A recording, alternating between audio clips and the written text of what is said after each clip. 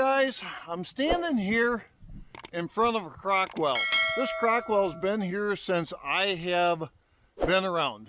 So the croc is roughly, I'm going to say 20 or 25 feet deep. We've got a little pitcher pump on the front of it. And what we do is when we shoot our deer in October, November, December, we actually come out and we will rinse the body cavities out. So we come out here and pump this thing. The water won't freeze, obviously, because it's underground. But see if I can make her work. There she goes. Not too terrible. Takes a while to get a couple of 5-gallon pails full of water.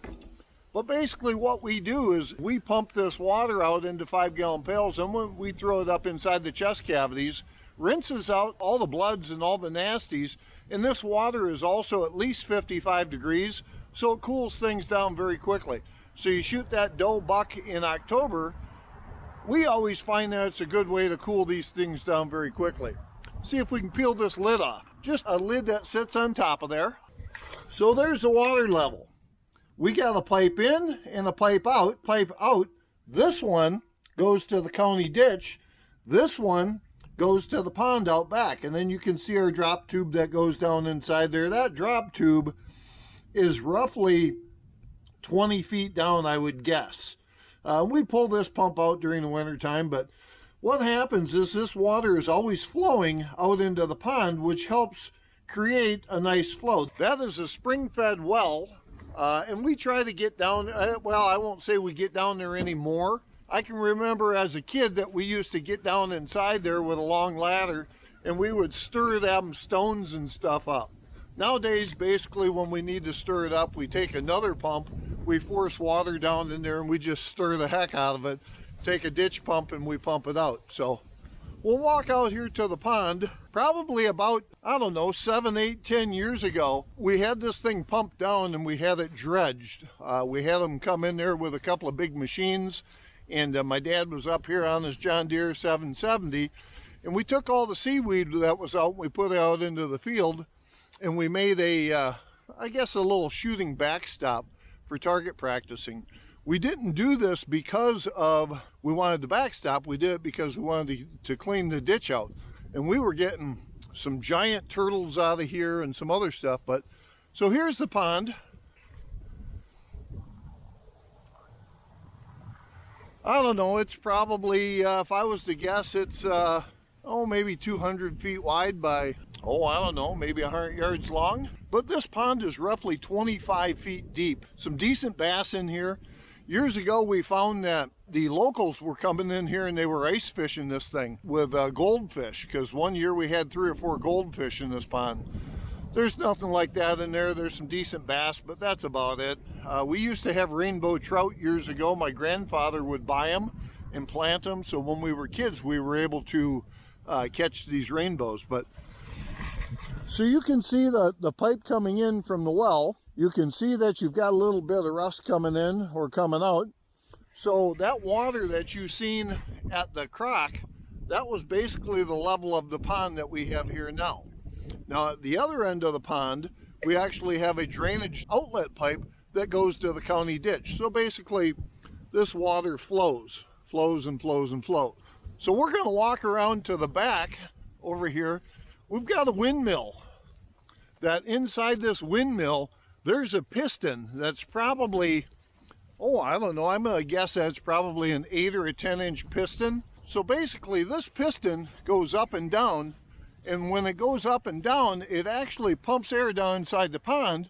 When it pumps air down inside the pond, it actually will circulate the water. On a not so windy day, you can actually see the bubbles coming up when the windmill is churning. So this windmill, I would guess, is probably about 14 to 16 feet high. And during the summertime, or when it's heavy wind, you can actually hear this piston thumping. You know, it goes pretty good. So basically what happens is there's a hose that runs through here, and this hose from the UV rays or the ultraviolet light, we've had to change this hose a couple of times up here because it will actually split. This thing is heavy. When we put this thing up, it was good and solid. Basically it just bolts together, but real nice unit. We feel as though it helps keep the water circulating, so when you get in here during the summertime and it's 85 and sunny out here, you get in that water, it's I don't know, 78 on the top. You get down to where your feet are at. When you come out later from swimming, your feet are ice cold. It stays pretty clean, and it's always where you can see some distance in here. We get the occasional muskrat and stuff like that, but we used to swim in this pond years ago. When I was a kid, it was all sand at the shallow end. I'll take you out there and show you what we got going on. Now basically everyone is older. We jump off the dock and we float in there and whatever. You get a fat guy like me, and I don't go too far unless I got a tube or a life jacket to hold on to, because I don't want to go to this bottom. Here's our dock, our swim dock, and then we actually hang a ladder up there when we're out here swimming. But you can see the one corner, it's got a little tip to it, and that's because at 16 feet out, it's so deep you can barely touch bottom right there. So when we put this thing in originally, we had a hard time getting the pucks in there and getting everything lined up. So here's our shallow end. You get underneath the layer of the seaweed, it looks sandy, but it's mucky as heck underneath there. In the muck up here where we're at, it stinks. Our kids were younger, they used to get on the four-wheelers and ride out here. When that stuff gets on your clothes, you might as well throw this stuff away, jeans, whatever, because it's not coming out. We'll show you the outlet. This outlet I changed a couple of years ago with a Kubota backhoe.